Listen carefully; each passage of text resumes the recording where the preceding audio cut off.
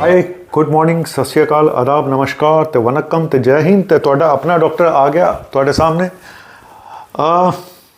एक बहुत ही practical topic है, प्रैक्टिकल प्रॉब्लम है, क्योंकि ये मैं अक्सर देखता आया हूँ और मेरे सामने कई लोगों ने इस प्रॉब्लम को फेस किया और कई लोग ऊपर भी जा चुके हैं। छाती में दर्द हुआ, घबराहट हुई, बेचैनी हुई या कुछ ऐसा हुआ जिसमें कि आपको डाउट हुआ कि कुछ प्रॉब्लम है। आप डॉक्टर के पास जाते हैं और डॉक्टर देखता है तो डॉक्टर को लगता है कि कुछ नहीं है या कुछ डाउट हुआ भी, तो उसने बोला कि ईसीजी करा के देखते हैं। ईसीजी कराया तो ईसीजी नॉर्मल आ गया, तो डॉक्टर ने कहा कुछ नहीं है, ईसीजी नॉर्मल है, आप जाइए। दवाइयाँ लिख के दे दी, आप चले गए।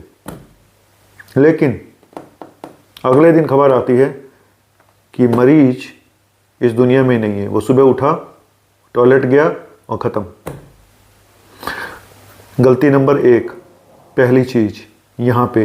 इसके आगे की भी केसेस बताऊंगा, अभी तो मैं शुरुआत करी है कि ये पहला केस है जहाँ पे ईसीजी नॉर्मल आया। इसमें 2 चीज़ें हो सकती हैं।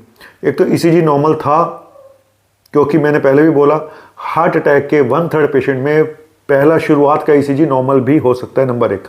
नंबर 2, डॉक्टर को इतने माइन्यूट चेंजेस हों कि डॉक्टर को पता ही ना चला हो, क्योंकि ये भी मैं वीडियो बना चुका हूँ कि कितने डॉक्टर्स ने मेरे एक पेशेंट को ये बोल दिया कि नॉर्मल ईसीजी है, जो कि नॉर्मल नहीं था। मैंने अभी वीडियो बनाया था इस पर, और बाद में जाके वो उसको हार्ट अटैक ही निकला। तो 2 चीज़ें हो सकती हैं कि उसका ईसीजी नॉर्मल था और दूसरा नॉर्मल ही नहीं था और डॉक्टर को पता नहीं चला। इतने माइन्यूट चेंजेस थे जो कि पकड़ में नहीं आए। क्या करना चाहिए था? और इसी तरह से कुछ कार्डियोलॉजिस्ट की डेथ भी हुई है। कार्डियोलॉजिस्ट, बड़े बड़े कार्डियोलॉजिस्ट की, जिनको चेस्ट प्रॉब्लम हुई, हॉस्पिटल गए, टेस्ट कराए, इको भी नॉर्मल, ये भी नॉर्मल, वो भी नॉर्मल, अगले दिन उनकी डेथ हो गई सडन, क्योंकि हार्ट अटैक प्रोसेस में था। मरीजों को कहना आसान होता है कि आप एडमिट हो जाएं, लेकिन शायद वो बात अपने ऊपर लागू नहीं कर पाए, क्योंकि खुद को लगता है कि मुझे शायद कुछ नहीं है। हम हमेशा अपने आप को ना एक पॉजिटिव फीलिंग में रखते हैं जब कोई प्रॉब्लम होती है कि नहीं कुछ नहीं होगा, मैंने कल ये खा लिया गैस बन रही होगी, मैं कल नहा लिया तो उसकी वजह से हो गया, मैंने कल भारी सामान उठा लिया उसकी वजह से यहाँ दर्द होगा। हम सब लोग इंटरप्रेट करते रहते हैं अपने हिसाब से। पहला केस तो ये था। दूसरा केस, ईसीजी की डॉक्टर ने कराया, ईसीजी नॉर्मल है। अब डॉक्टर ने बोला कि नहीं, एक टेस्ट और है, ब्लड टेस्ट, वो भी करा के देखो, ट्रोपोनिन टी। ये टेस्ट होता है अगर कोई एक्यूट कोई प्रॉब्लम हो रही है तो पता चल जाता है। करीब आप कह सकते हैं 85-90% में ये टेस्ट बता देता है। कुछ टेस्ट फॉल्स पॉजिटिव भी आते हैं जो कि मैं बताने जा रहा हूँ, फॉल्स नेगेटिव भी आते हैं जो मैं बताने जा रहा हूँ। अब डॉक्टर ने कहा कि ट्रोपोनिन टी कराइए। ट्रोपोनिन टी कराया, वो भी नेगेटिव आ गया। ईसीजी भी नॉर्मल, ट्रोपोनिन टी भी नॉर्मल। अब डॉक्टर ने कहा कोई बात नहीं, ये भी नॉर्मल है, अब आप जाइए। पेशेंट को शाम को हार्ट अटैक हुआ और पेशेंट वेंटिलेटर पे। यहां भी एक गलती आखिर हुई कहां? गलती ये है जो मैं आप बताने जा रहा हूं, और ऐसा ही मेरे पेशेंट के साथ एक हुआ। हालांकि इस पेशेंट की किस्मत बहुत अच्छी थी और वो तो मैं चलो किसी दिन उनके साथ बैठ के बताऊंगा वीडियो, तो शायद आपको ज़्यादा एजुकेशन मिलेगी। लेकिन गलती क्या है? गलती ये है कि पहली चीज़, अगर पेशेंट को पहले से कोई प्रॉब्लम्स हैं, लाइक शुगर है, शायद ब्लड प्रेशर है, फैमिली हिस्ट्री है, कोलेस्ट्रॉल बढ़ा रहता है, मोटापा है, फैटी लिवर है, प्री डायबिटीज़ है, स्मोकर है, दारूबाज है, इतनी सारी प्रॉब्लम हैं, मतलब इनमें से कुछ भी हैं, और पेशेंट आपके साथ पास कुछ डिस्कम्फर्ट करके आ रहा है या पेट में गैस करके आ रहा है या कुछ भी है, कायदे से क्या है कि आपको मैं पहले भी बोलता हूं कि ये कई बार गच्चा दे जाता है। सारे टेस्ट नॉर्मल आते हैं शुरू में और उसी पेशेंट के 2-4 घंटे बाद सारे टेस्ट एबनॉर्मल भी हो जाते हैं। कायदे से ऐसे पेशेंट को ऑब्जर्वेशन में रखना चाहिए अगर आपको लगता है कोई रिस्क फैक्टर है। मैं क्या करता हूँ, मेरे पास एक सबसे बड़ा हथियार होता है ब्लड प्रेशर और पल्स। अगर पेशेंट का ब्लड प्रेशर मुझे थोड़ा सा हाई मिलता है, मेरे लिए बहुत बड़ा इंडिकेटर होता है कि पेशेंट को कोई प्रॉब्लम चल रही है। मैं ऐसे पेशेंट को जाने नहीं देता हूं। अगर ब्लड प्रेशर हाई है तो, पल्स अगर हाई है तो मैं ऐसे पेशेंट को जाने नहीं देता हूं। मैं उसको यही बोलता हूं कि आपको कायदे, देखो लीगल प्रॉब्लम्स भी बड़ी हैं आजकल। लीगल प्रॉब्लम तो एक साइड में हो गई कि कल को पेशेंट ये बोल दे कि मुझे तो बताया ही नहीं था, आपने ईसीजी भी किया, आपने ट्रोपाई भी किया, आपने इको भी करा दिया, फिर भी सब कुछ नॉर्मल था, फिर भी पेशेंट को हार्ट अटैक था, फिर भी पकड़ में नहीं आया। इसीलिए ऐसे पेशेंट को ऑब्जर्वेशन में रखना चाहिए अगर पेशेंट को हाई रिस्क फैक्टर है। दूसरा, 2 घंटे बाद रिपीट ईसीजी करा के देखना चाहिए।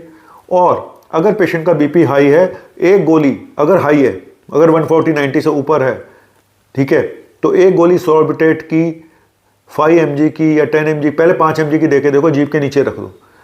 अगर उसका दर्द आराम मिल जाता है, उसको प्रॉब्लम में आराम मिल जाता है, तो ये भी एक इंडिकेटर होता है कि इस पेशेंट को हार्ट की प्रॉब्लम हो सकती है, ब्लॉकेज हो सकती है। मैं एक तरह का ये टेस्ट ही करता हूँ, क्योंकि प्रॉब्लम ये होती है कि अगर आप हॉस्पिटल में हो, मेरे से डॉक्टर हॉस्पिटल में बैठा, अगर आप हॉस्पिटल में आते हो वहाँ तो फटाफट डॉक्टर लिख देगा एडमिट कर दो। लेकिन यही पेशेंट अगर ओपीडी में आता है, तो मैं सच बताऊं तो मेरी क्लिनिक पे तो ट्रोपोनिन टी पड़ा हुआ है, हम तो कर लेते हैं टेस्ट, वो ब्लड टेस्ट हार्ट अटैक देखने का। ज़्यादातर डॉक्टर्स के क्लिनिक पे टेस्ट नहीं होता, मैं सच बता रहा हूँ, वो सिर्फ ईसीजी कर लेते हैं। कई लोगों के यहाँ ईसीजी भी नहीं होता है। चलिए छोड़िए, बात यह है कि जब टेस्ट नॉर्मल आ जाए और पेशेंट को प्रॉब्लम चल रही हो, तो सबसे बड़ी चीज़ कि कभी भी पेशेंट को ये मत बोलो कि तुम बिल्कुल नॉर्मल हो। मैं सच बता रहा हूँ, क्योंकि इस तरह से कायदे से अगर आपको, मैं ये बताऊँ 100 में से अगर आपको 1% का भी डाउट है, 1% का भी, तो पेशेंट को जाने मत दो। उसको अपनी तरफ से एडवाइस करो कि भाई आपको दोबारा ईसीजी की जरूरत पड़ेगी 2 घंटे बाद, आप फलाना ये मेडिसिन अभी ले लो। अपनी तरफ से उसको आप इकोस्प्रिन भी दे सकते हैं अगर आपको डाउट है, एस्प्रिन स्टेटिन भी दे सकते हैं, आप सॉर्बिटेट भी दे सकते हैं अगर बीपी नॉर्मल है। बीपी जरूर देख लें, बीपी अगर नॉर्मल नहीं, नॉर्मल है या लोअर साइड में, तो सॉर्बिटेट मत दें, क्योंकि उससे बीपी डाउन हो जाता है, ठीक है। लेकिन एस्प्रिन तो आप उसको दे ही सकते हो। घर में अगर आप हो तो आप डिस्प्रिन तो आप खा ही सकते हो, एक गोली, है ना, इतना तो आप कर सकते हो। लेकिन प्रॉब्लम यही है, कई बार हार्ट अटैक के सिम्टम ऐसे होते हैं जो पकड़ में नहीं आते, जैसे कि पेट में दर्द, उल्टियां लग गई। अब यहाँ पे ये एटिपिकल सिम्टम है, जवाड़े में दर्द हो रहा है, दांत में दर्द हो रहा है, आप डेंटिस्ट पे चले गए, उसने अपनी दवाइयाँ लिख दी। गले में दर्द हो रहा था, आप ENT वाले पे चले गए, उसने अपनी दवाइयाँ लिख दी। किसी ने नहीं सोचा कि हार्ट प्रॉब्लम भी हो सकती है। किसी की गर्दन में दर्द है, आपने सोचा सर्वाइकल की, उसको सर्वाइकल की प्रॉब्लम रहती थी, आपने उसके बेस पे दवाइयाँ लिख दी।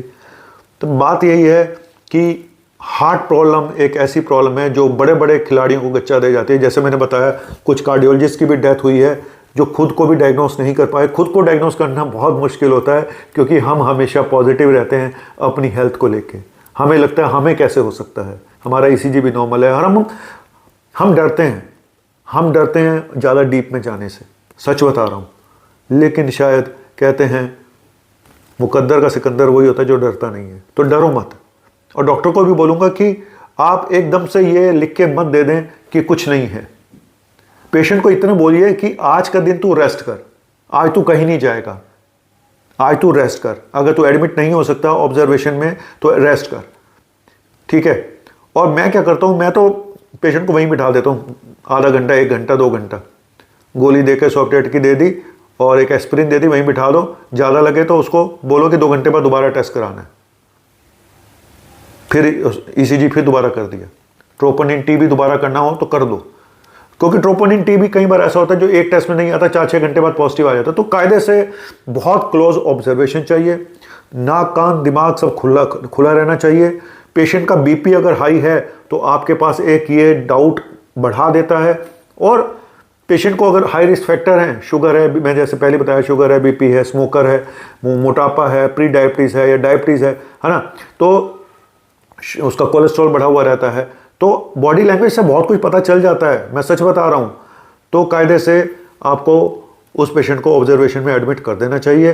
पेशेंट कुछ भी कहता रहे, हमारे बारे में कोई भी इमेज बना ले कि ये तो जानबूझ के एडमिट कर देते हैं, ये है वो है, लेकिन मुझे लगता है 100 में से अगर एक भी लाइफ चली जाती है आपकी गलती की वजह से या मरीज की अपनी गलती की वजह से, उसके घर वालों को ज़िंदगी भर भुगतना पड़ता है और वो ज़िंदगी वापस नहीं आती है। तो अगर आपके 1-2 एक्स्ट्रा टेस्ट कराने से किसी की ज़िंदगी बच सकती है, हो सकता है उसको कुछ ना निकले, है ना, हो सकता है आप कुछ ना निकले, हो सकता है वो आपको गाली दे, फालतू में मेरा इतना खर्चा करा दिया, हो सकता है आपको गाली पड़ जाए। लेकिन मुझे लगता है कि नवनीत गाली खाना ज़्यादा अच्छा है, क्योंकि मैं देख चुका हूँ इस प्रैक्टिस में 25 सालों में कम से कम 15-20 पेशेंट को देख चुका हूँ जिन्होंने बात नहीं मानी और इस दुनिया से चले गए। सच बता रहा हूँ, चले गए। एक पेशेंट को मैंने रात को बोला कि एडमिट हो जाओ, मुझे डाउट है, वो नहीं हुआ, बोलता सुबह होऊंगा, सुबह आई नहीं, सुबह डेथ हो गई। क्या करें? जिद पे अगर पेशेंट के अटेंडेंट आ जाए या पेशेंट आ जाए, आप कुछ नहीं कर सकते। लेकिन अब जो हालात हैं, जितने ज़्यादा हार्ट अटैक हो रहे हैं, सडन कार्डियक डेथ हो रहे हैं, तो शायद अब पेशेंट फिर भी मान जाते हैं। लेकिन हाँ, ये बात भी सच है, कुछ डॉक्टर इसका फ़ायदा भी उठाते हैं, माल प्रैक्टिस भी करते हैं, डराते धमकाते हैं बिना बात के, ऐसा भी होता है। तो इसीलिए बोलता हूँ कि सेकंड ओपिनियन लेना बहुत ज़रूरी है, बहुत ज़रूरी है। तो अगर आपको डाउट लगता है, आप सेकंड ओपिनियन लीजिए, आप ईसीजी भेज दीजिए। हो सकता है आपका डॉक्टर ठीक से ईसीजी नहीं देख पा रहा हो, मैं सच बता रहा हूँ, मैं फिर बोल रहा हूँ, जो क्वालिटी आज के डॉक्टर्स की आ रही है, जो अब मैं फिर वो बात बोलना नहीं चाहता हूँ कौन से मेडिकल कॉलेज से आ रहे हैं और किस तरह का मेरिट पे आ रहे हैं, जो क्वालिटी अब आ रही है, जिनको ईसीजी देखना भी अगर नहीं आता है तो धिक्कार है ऐसे सिस्टम पे, सच बता रहा हूँ। इसीलिए बोलता हूँ सेकंड ओपिनियन लो, डरने की बात नहीं है, व्हाट्सअप है, फ़ोन है, सेकंड ओपिनियन लो, ईसीजी भेजो और अपने दूसरे डॉक्टर से भी बात करो। थैंक यू वेरी मच, शुक्रिया। अच्छा लगे तो सब्सक्राइब कर देना। ज़िंदगी डरने का नाम नहीं है, चलने का नाम है, समझे? बाय।